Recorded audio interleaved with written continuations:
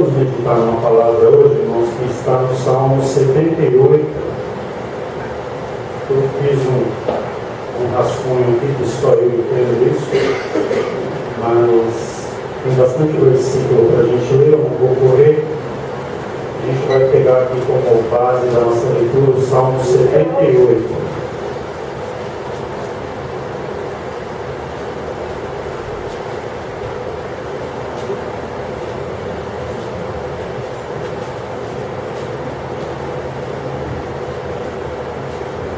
Salmo 78, eu não sei se os irmãos observaram já, agora eu acredito que nem tiveram tempo de ver isso. Ele tem uma inscrição, eu falei isso aqui uma vez já. Esse salmo ele é um masquil de Asaf. Eu não sei se os irmãos sabem o que significa masquil. Masquil é uma palavra hebraica, que ele tem um sentido de didático. É um salmo de ensino. Então esse salmo ele não conta uma história, esse salmo ele não louva a Deus, não é um salmo de louvor, não é um salmo que conta nenhuma passagem da Bíblia no sentido de nos elucidar uma história, não. Ele é um salmo didático, é um salmo para fazer com que a gente pare para pensar em uma preocupação que o salmista, no caso aqui Asaf, tinha enquanto ele escrevia esse salmo, tá? O Salmo 78 é um salmo bem longo, ele tem 72 versículos, não é? Nós não vamos lê-lo todo de imediato, a gente vai fazer uma leitura aqui compassada, mas sempre que nós vemos essa inscrição masquil, é um salmo didático. Eu não sei por que eles não traduziram essa palavra, na verdade, mas ficou. Os irmãos podem ver que outros salmos têm masquil de Davi. Se eu não me engano, são 15 ou 17, se não me falha a memória, salmos com esse título de masquil, tá? Então, quando vocês verem essa observação masquil, significa que é um salmo didático. A partir do versículo 1, o salmo diz assim: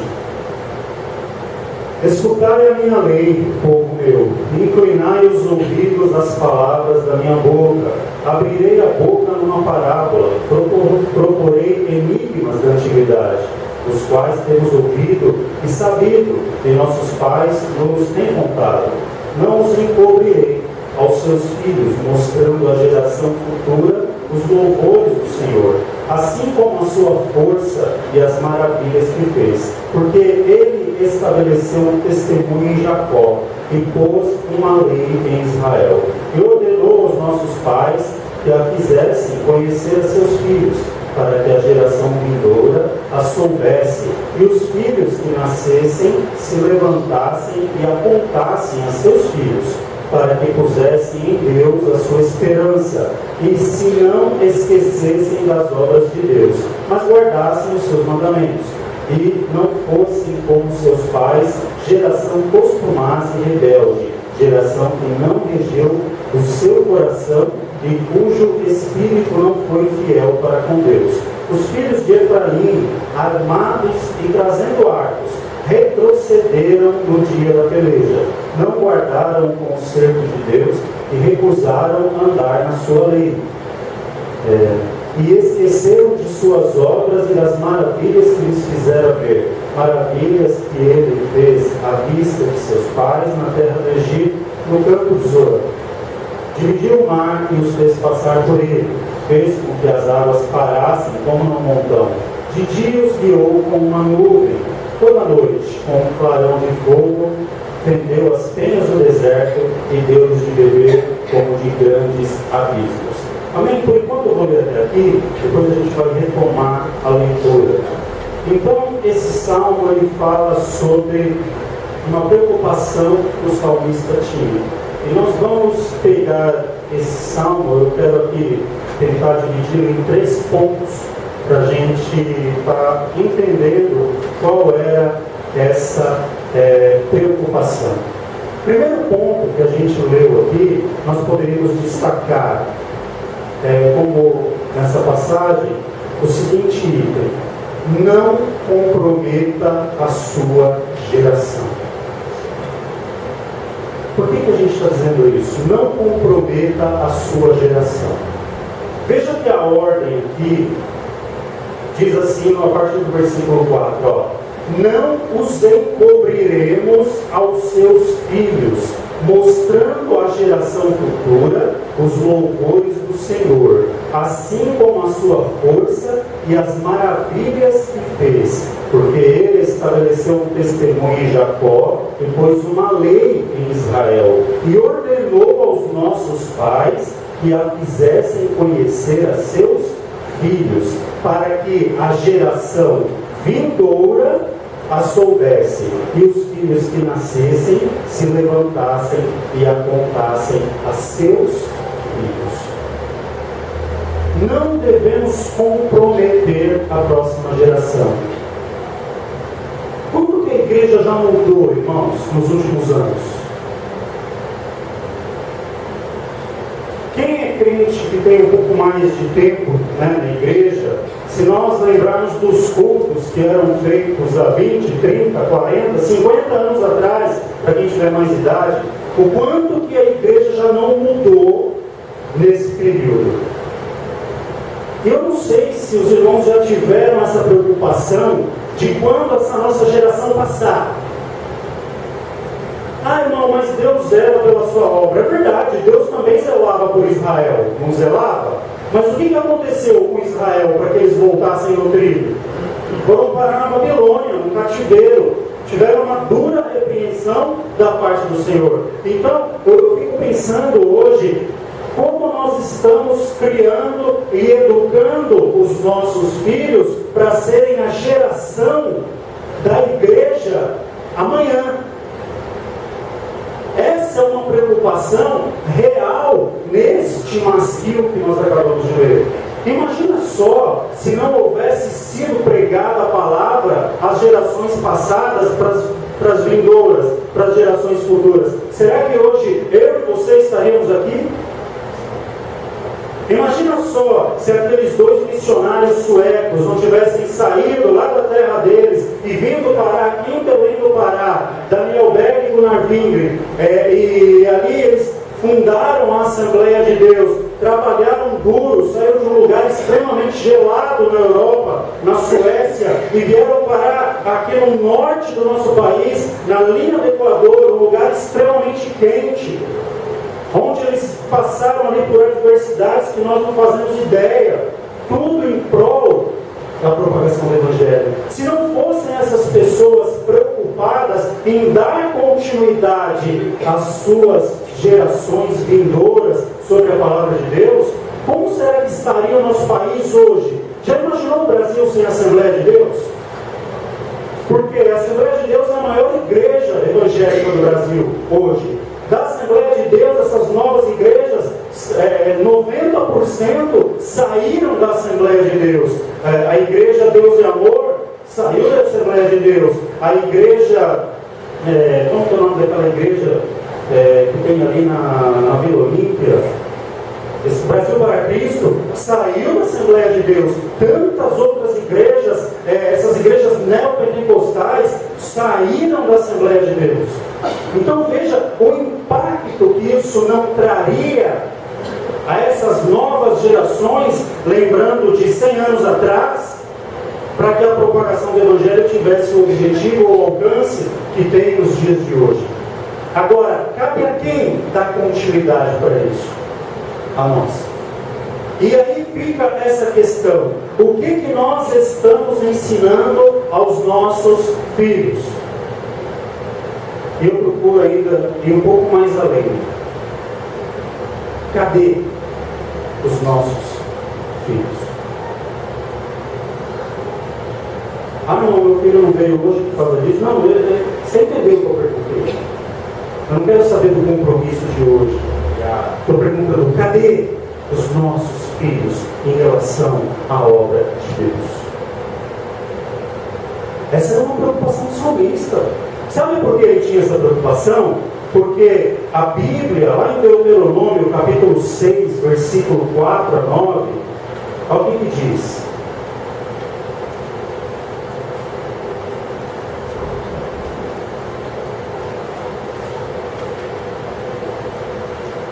Deuteronômio, capítulo 6, versículo 4 a 9, isso mesmo. Ouve Israel, o Senhor nosso Deus é o único Senhor. Amarás, pois, o Senhor teu Deus de todo o teu coração, de toda a tua alma, de todo o teu poder ou de todo o teu entendimento, como Jesus cita essa passagem nos Evangelhos. E estas palavras que hoje te ordeno estarão no teu coração.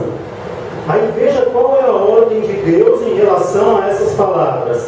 E as intimarás a teus filhos, e delas falarás, assentado à tua casa, andando pelo caminho, deitando-te e levantando-te. Também as atarás por sinal na tua mão, e te serão por testeiras entre os teus olhos, e as escreverás nos umbrais da tua casa e nas tuas portas. O que Deus está dizendo aqui? Olha, é para você falar dessas palavras para os teus filhos em todo o tempo. O tempo que você se assentar, o tempo que você levantar, o tempo que você estiver caminhando pela casa, vai atá-las nos umbrais da tua porta. E se eu voltar à pergunta que eu fiz agora há pouco de cadê os nossos filhos? É porque talvez eu não tenha executado isso aqui muito bem. Talvez eu tenha falhado em algum ponto dessa questão. Não são poucos, irmãos, hoje os pais que sofrem por filhos que já não querem mais vir à igreja, que já não têm mais compromisso com Deus, ou mesmo que já estão afastados do caminho do Senhor. Não são poucos. Porque em algum momento nós falhamos. Em algum momento nós falhamos. Em algum ponto nós falhamos. Quantos lares hoje que ainda se usa o costume de assentar-se à mesa nas refeições? Porque de um tempo para cá, de uns anos para cá, muitas vezes a refeição, cada um faz o seu pratinho, senta no sofá, na frente da TV, ou cada um vai para um canto, e já não tem mais o quê? Diálogo, não tem conversa. Aqui está dizendo, ó, as intimarás a teus filhos, e delas falarás, assentado em tua casa, andando pelo caminho, deitando-te e levantando-te. O que significa isso? Em todo o tempo, você precisa estar inculcando estas palavras dos teus filhos, para que eles sejam a geração vindoura da igreja. E quando eu falho nisto, eu tenho problema. Lembra que foi falado hoje de manhã, a questão da hierarquia, depois nós até falamos sobre princípio. Isso é princípio bíblico. Se eu quebro este princípio, eu vou pro problema. Porque hoje o nosso tempo, ele está sendo tomado por diversas coisas. É comum hoje nós sentarmos à mesa, por exemplo, para almoçar ou para jantar, e você está com os talheres numa mão, o prato aqui e o celular do lado. Aí você dá uma garfada, enquanto você mastiga, você rola ali o Facebook para dar uma olhadinha, o Instagram, para ver o site de notícias, de esporte, enfim. Ah, meu irmão, mas que mal tem? O irmão também não tem Facebook? Tem. O problema não é você ter o Facebook. O problema é você não saber usar o seu tempo. Porque o tempo que eu tinha para estar falando das coisas do Senhor, educando, compartilhando com os meus filhos, com a minha família, eu estou usando esse tempo para outras coisas. E quem aqui mexe em celular sabe, você pegou o celular na mão, 1 hora no celular, você não vê passar. Ah, eu vou ver só um negocinho aqui, quando você olha no relógio, passou 1 hora. Quem aqui que nunca deixou queimar o arroz por causa do celular? Só levantar a mão. Quem que nunca deixou queimar a comida? Ah, peraí, você vou dar uma olhadinha aqui, quando começa a ler, você só sente o cheiro de queimado. Então nós perdemos a noção do tempo. E isso é uma estratégia de Satanás para querer interferir na educação dos nossos filhos. Porque não é a igreja, irmãos, que tem responsabilidade de estar educando seus filhos, não. A responsabilidade pelo meu filho, pela minha filha, é minha e da minha esposa. escola dominical se responsabilize por isso, que o professor do departamento infantil se responsabilize por isso, não. E essa era uma preocupação que o salmista estava tendo, anos e anos e anos antes de Cristo. E nos dias de hoje? Quantos que a criança não chora? Você vai lá e liga a TV, põe lá num programa que você nem sabe o que é, só para a criança ficar entretida com aquilo, porque você tem coisas para fazer dentro de casa. Nós estamos jogando fora tempo precioso que nós tínhamos que gastar com os nossos filhos. Eu ouvi o testemunho de um pastor uns dias atrás. Isso não é verdade, tá? Aconteceu. Eu conheço esse pastor. Ele foi chamado para ir numa casa de uma irmã. Ela tem uma filha de 12 anos. A menina fez 12 anos há pouco tempo. Não é que ela já tem 12 anos há muito tempo. Ela completou 12 anos há pouco tempo. E a mãe chegou desesperada para esse pastor e falou assim: pastor, vem na minha casa porque minha filha está com um problema muito sério. Ele falou: o que está acontecendo? Minha filha está se cortando. Ela está fazendo corte nos braços, nos pulsos. E o pastor olhou e falou: vamos lá conversar com ela. Isso aí agora parece que virou uma moda, não sei se é o termo correto, mas é uma doença, né? Uma coisa demoníaca, mas parece que é uma moda no meio dos jovens e adolescentes. E quando o pastor chegou lá, começou a conversar com a menina, a mãe disse assim: pastor, esse não é o maior problema. O maior problema é que a minha filha está gostando de outra menina. E ela já beijou essa menina na boca. Aí o pastor olhou e falou: tem coisa errada, ela tem 12 anos.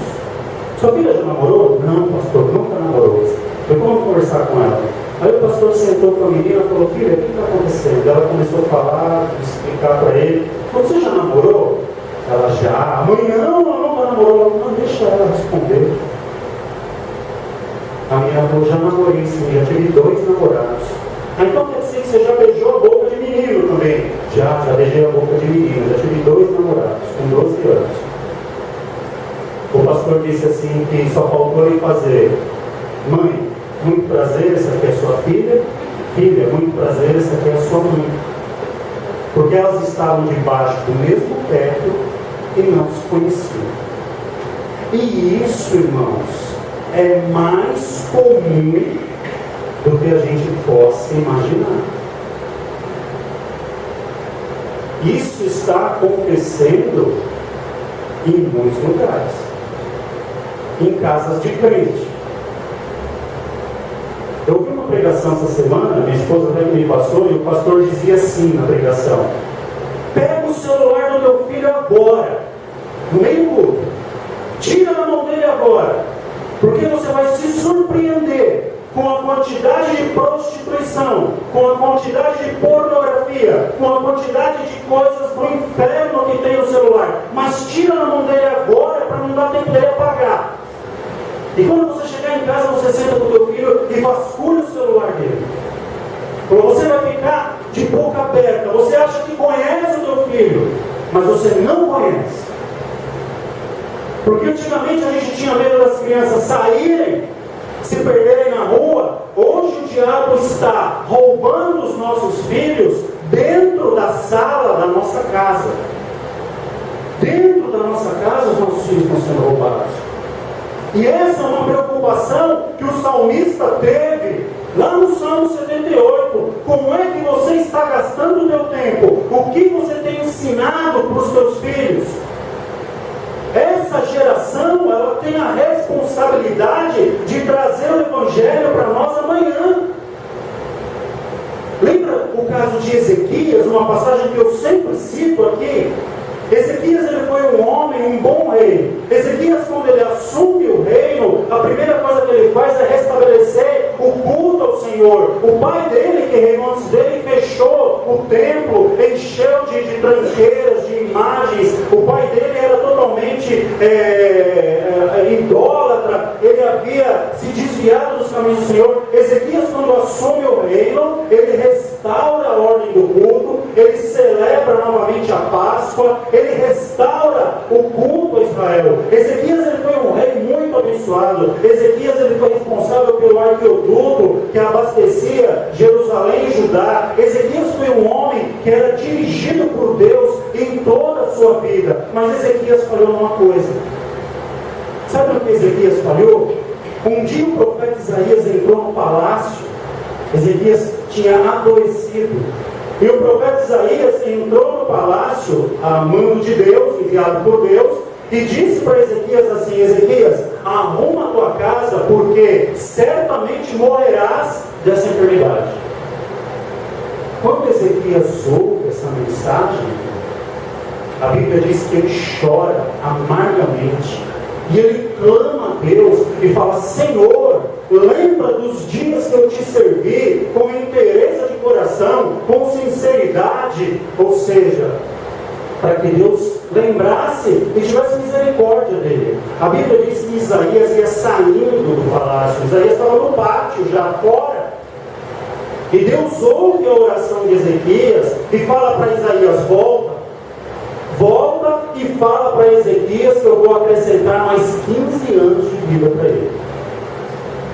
Aí Isaías volta e fala assim: Ezequias, assim diz o Senhor, você vai ter mais 15 anos de vida porque Deus ouviu a tua oração. Arruma a tua casa. Por que devia arrumar a casa? Ezequias não tinha herdeiro. Ele fez um reinado maravilhoso. Quando Ezequias morreu, após esses 15 anos, a Bíblia diz que Manassés, o seu filho, subiu ao trono de Israel, de Jerusalém, Judá, com 12 anos de idade. Qual é a capacidade de um menino de 12 anos assumir um reino, uma nação?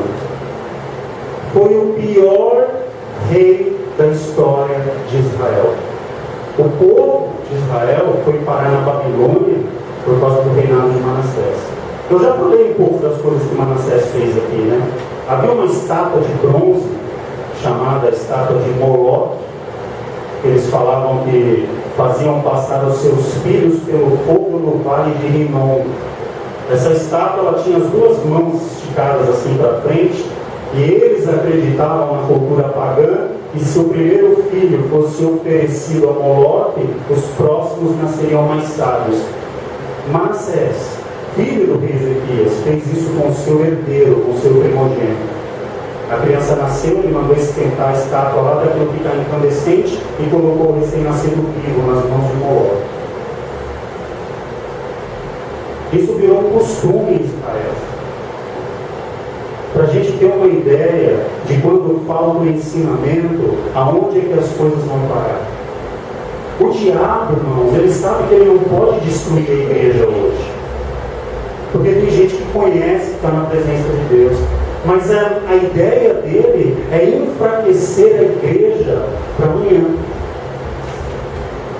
Essa geração ora a Deus, essa geração busca a Deus, essa geração está na presença de Deus. Mas ele vai agindo estrategicamente, porque ele sabe que essa próxima geração que está vindo, as crianças, os nossos filhos estão tão desligados das coisas do Senhor, que se Deus não intervir nessa situação, através das nossas vidas, que somos pais, a igreja pode estar comprometida nos dias de amanhã. Tem países na Europa, outra hora foram países avivados, berço do Evangelho, que hoje vivem pura religiosidade. São igrejas cheias de pessoas vazias, que desconhecem a Deus, desconhecem a palavra de Deus, porque isso não foi dado continuidade de geração a geração, como a Bíblia nos diz. Quem são os nossos filhos, irmãos? Nós cantamos aqui com as crianças, vamos com Josué lutar em Jericó. Lindo! É linda a mensagem. Vamos lá derrubar a muralha. Mas cadê os nossos filhos? Cadê? O que está sendo feito na vida deles? O tempo deles? O que eles estão aprendendo? E essa é uma preocupação que todos nós temos que ter. Ah, irmão, meu filho está na igreja. Mas quem é seu filho de verdade? O que tem aqui dentro da cabeça dele? O que passa aqui? O que ele vê? Do que ele se alimenta? Então a gente precisa entender. Vejam que nos versículos, o tempo é nosso inimigo. Versículos 7, 8 e 9 do texto lá do Salmo 78. Olha o que dá quando os filhos eles não são bem instruídos. Ó. Versículos 7, 8 e 9. Eu vou ler aqui rapidinho. Para que pusessem em Deus a sua esperança e se não esquecessem das obras de Deus, mas guardassem os seus mandamentos. E não fossem como seus pais, geração costumaz e rebelde, geração que não regeu seu coração e cujo espírito não foi fiel para com Deus. Os filhos de Efraim, armados e trazendo arcos, retrocederam no dia da peleja. Quem foi Efraim? Quem foi Efraim, irmãos? Hã? Filho de José. Efraim e Manassés. Houve uma bênção na vida de Efraim. A tribo de Efraim, lá em Apocalipse, substitui a tribo de Dan na herança. Era um povo abençoado, era o primogênito de José. Mas o que aconteceu com eles? Eles estavam despreparados? Não. No dia da peleja eles tinham arco e lança. Mas o que aconteceu na hora da luta? Aqui está escrito que eles voltaram para trás. Por que eles voltaram? Porque eles não sabiam por que eles estavam lutando. Olha, estão aparelhados, estão vestidos para a batalha, foram treinados para isso? Foram. Mas quando chegou na hora de enfrentar o inimigo na cabeça deles, por que nós estamos lutando? Qual é o sentido dessa luta? E muitas das vezes nossos filhos estão assim hoje. Ir para a igreja, por quê? Para que estão na igreja? Será que é desse jeito mesmo como vocês falam? Será que é assim mesmo? Será que é tão mal assim? Será que o diabo é real como vocês pensam que ele é? E a cabeça deles começam a ter um monte de questionamentos. E apesar de eles estarem vestidos, conhecerem as armas espirituais, saber que a nossa luta não é contra carne e sangue, ter conhecimento até da palavra, no dia da batalha eles recuam, porque eles não levam as armas consigo. Eles baixam a arma, soltam no chão e acabam se tornando presas fáceis. Irmãos, isso é uma preocupação urgente. Comece a acompanhar as vidas de seus filhos, desde aquilo que eles veem na TV, desde aquilo que eles veem nos celulares, desde aquilo que eles veem na maneira geral nas redes sociais, quem são as suas companhias, o que os está influenciando. Porque a gente não tem ideia da sujeira do diabo. Eu não lembro, eu até comentei hoje com o irmão, a gente foi lá visitar a irmã Zefinha, eu estava comentando, fiz um estudo sobre Nova Era e nós começamos a pesquisar sobre desenhos.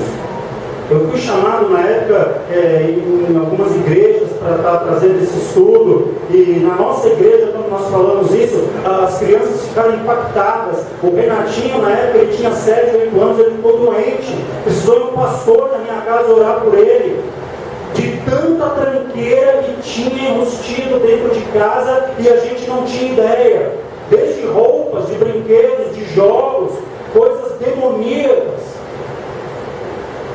Eu lembro bem que quando nós fizemos esse estudo, estava no auge aquele desenho da Disney, do Rei Leão, que todo mundo conhece, todo mundo já viu. A revista Time chegou a escrever uma matéria dizendo que as crianças que assistiam o desenho do Rei Leão naquela época seriam os assassinos mais cruéis da atualidade de hoje. Porque quando o rei, o leão apresenta lá o leãozinho que nasceu, não lembro o nome dele lá, do filho do Rei Leão, o guru lá, o Rafiki, que ele apresenta assim para ele e fala: olhe para as estrelas. Ele diz assim: o teu pai te disse que você pode matar. Um desenho de uma criança autorizando a matar. São coisas que nós não percebemos, porque não foi feito para mim e para você enxergar aquilo. Foi feito para a criança. O subconsciente das crianças, ele é muito mais acelerado do que o nosso. Eles captam coisas que a gente não vê. Na verdade, os desenhos em geral da Disney, a programação da Disney é praticamente toda satanista, consagrada ao diabo. E nós gastamos às vezes dinheiro para comprar a coleção dos vídeos da Disney para os nossos filhos assistirem, porque é uma maneira deles ficarem quietos, não fazer barulho dentro de casa, não atrapalhar. E nós estamos pegando as nossas crianças e dando elas nas mãos do diabo, desde pequenininhas. Para analisar essas coisas. Eu não tenho tempo de falar isso aqui. Lá em Deuteronômio está escrito: não meterás coisa de abominação na tua casa, para que não seja anátema. Porque tudo aquilo que você traz de maldito para dentro da tua casa acaba te amaldiçoando. E foi uma preocupação do salmista aqui no Salmo 78. Porque o segundo ponto aqui, se a gente pegar, a gente vai analisar assim a questão: não murmure por bobagens. Eu vou ler aqui rapidamente, que eu tenho menos de 10 minutos. Versículo 13 ao 22 diz assim: dividiu o mar, fez passar por ele, fez com que as águas parassem como um montão, de dia os guiou como uma nuvem, toda noite como um clarão de fogo, fendeu as penas do deserto e deu-lhes de beber como de grandes abismos, fez sair fontes da rocha e fez correr as águas como rios. Ainda prosseguiram em pecar contra ele, provocando ao Altíssimo na solidão. Tentaram a Deus no seu coração, pedindo carne para satisfazerem o seu apetite. Falaram contra Deus e disseram: poderá Deus porventura preparar-nos uma mesa no deserto? Eis que feriu a penha e águas correram dela, rebentaram ribeiros em abundância. Poderá também dar-nos pão ou preparar-nos carne para o seu povo? Pelo que o Senhor os ouviu e se indignou, e acendeu um fogo contra Jacó, e furor também subiu contra Israel, porquanto não creram em Deus, nem confiaram na sua salvação. Sabe qual é a pior coisa que tem na vida do crente? Murmurar debaixo da nuvem. Ah não, mas o que significa isso? Quer dizer que no sol eu posso murmurar? Vamos entender. O povo de Israel aqui, a Bíblia diz que a nuvem os cobria durante o dia e uma coluna de fogo à noite. O que a nuvem e a coluna de fogo simbolizavam na vida do povo de Israel no deserto? Presença e provisão. Dava para plantar no deserto? Não. No deserto não nasce nada. O povo passou fome no deserto? Não. Porque Deus mandava maná. Mas o que aconteceu com esse povo? Eles murmuravam debaixo da nuvem. Sabia que com a vida que a gente leva hoje aqui no Brasil, nós não temos o direito de reclamar de nada para Deus? Porque pior que possa ser a sua situação, todos aqui acreditam que tem uma cama para deitar e dormir. Todos aqui têm uma mesa para se assentar e comer quando tem fome. Independente da comida que você vai comer, pode ser uma comida mais sofisticada ou uma comida simples. O fato é que não falta o alimento para ninguém. Todos aqui estão bem vestidos. Se a gente olhar, por exemplo, agora para Moçambique, onde passou o ciclone, lá na África, foi destruída uma cidade praticamente do tamanho da cidade do Rio de Janeiro. Aquele povo tem motivo para chorar. O povo aqui de Israel, sabe por que Deus ficou indignado com eles? Porque eles reclamaram debaixo da nuvem. O que isso significa? Havia provisão de Deus na vida deles, Deus estava cuidando o tempo todo e eles reclamavam. Como que isso funciona na nossa vida prática? Acho que isso não acontece na casa de ninguém. Vou dar um exemplo bobo que os irmãos consideram. Mas sabe quando você vai pegar aquela camisa no guarda-roupa que está faltando um botão? Ou porcaria de casa, nessa casa está Minha vida não presta, porque falta um botão na camisa. Você vai pegar não sei o que, está quebrado, uma coisa não funciona. Nessa casa nada presta, essa casa não sei o que. Nós reclamamos debaixo da nuvem, porque outrora nós estávamos implorando a Deus para termos o que temos hoje. Lembra que eu falei que esse salmo era um masquil, um salmo educativo para nós?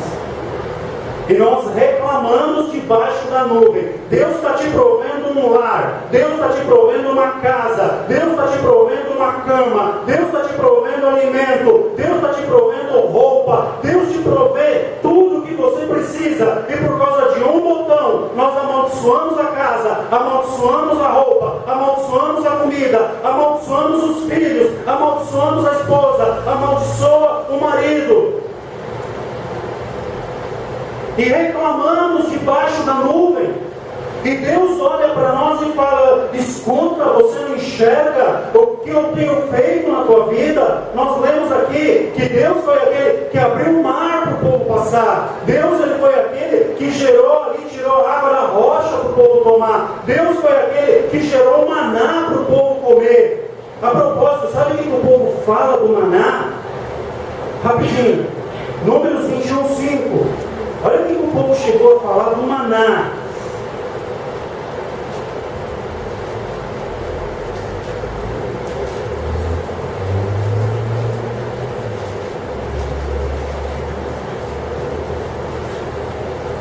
Aqui, ó. E o povo falou contra Deus e contra Moisés: por que nos fizeste subir do Egito para que morrêssemos nesse deserto? Pois aqui nem pão nem água há, e a nossa alma tem fastio deste pão tão vil. Imagina que é o povo com fome, caindo maná para o povo, aquele orvalho que caía pela manhã, que a Bíblia diz que tinha um gosto semelhante ao do azeite, que eles escolhiam ali, faziam o pão do maná, se alimentavam daquilo. E eles falavam: a nossa alma tem fastio desse negócio vil que a gente come, dessa coisa que a gente está cansado, cheio de comer isso aí. Reclamavam debaixo da nuvem, debaixo da provisão de Deus. Esse carro não presta, esse carro não sei o quê, esse carro faz barulho. Lembra de quando você andava a pé? Ah, porque esse sapato não sei o que. Lembra quando o sapato estava furado? A nossa mente é muito curta. E às vezes a ira do Senhor se acende contra a minha e a tua vida por conta disso.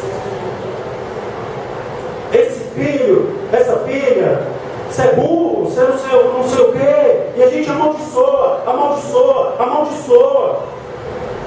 Em vez de abençoar, você é bênção, você nasceu para glorificar o Senhor. O dia que eu te apresentei lá na igreja, eu não estava brincando não. Eu fiz um compromisso sério com Deus em relação à sua vida. E eu creio que um dia, eu e a minha casa serviremos ao Senhor, porque Deus ele é fiel.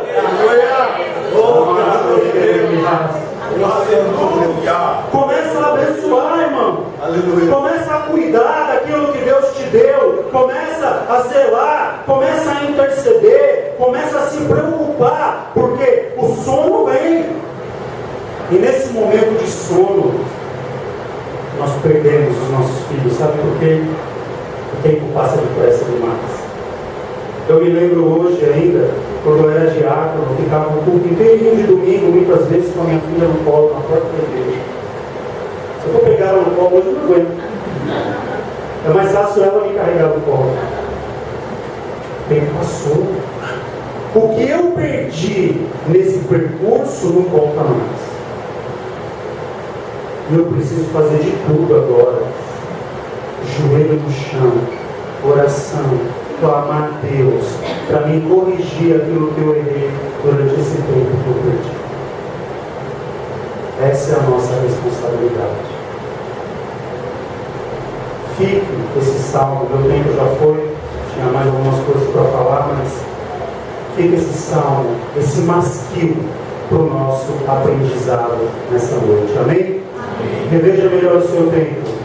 Zele pelo seu tempo. A Bíblia diz que nós devemos remir o nosso tempo para que a gente alcance um coração sábio diante do Senhor. Amém? Todos colocar em pé, vamos orar a Deus. Que Deus abençoe e que o Espírito de Deus possa revelar tudo isso que nós falamos aqui no coração do Senhor.